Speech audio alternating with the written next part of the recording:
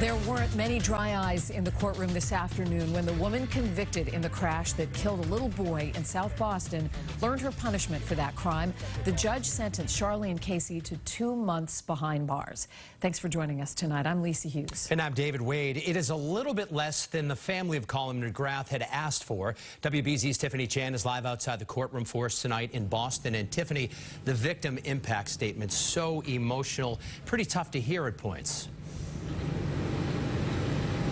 David, Lisa, just about everybody cried. Now, this is a one-year sentence, but Charlene Casey will serve just 2 months in prison. This was an emotional day in court as the McGrath family describes the pain of now having to live without their 2-year-old. Colin was everything. He was like the largest ray of sunshine imaginable.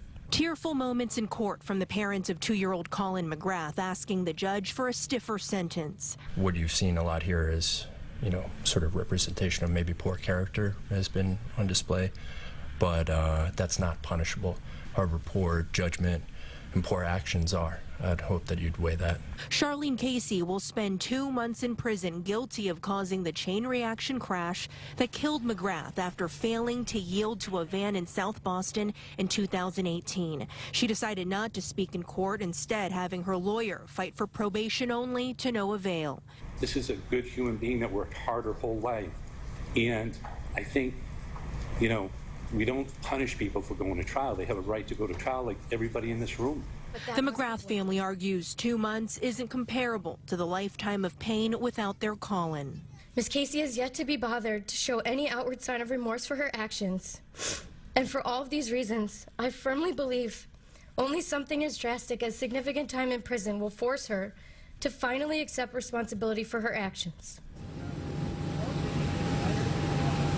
And we did hear from Casey's nephew, who says this was a tragic accident. He says that they feel remorseful for this, and the judge ordered that Casey have her license revoked for 15 years when she is released from prison. Live in Boston, I'm Tiffany Chan, WBZ News.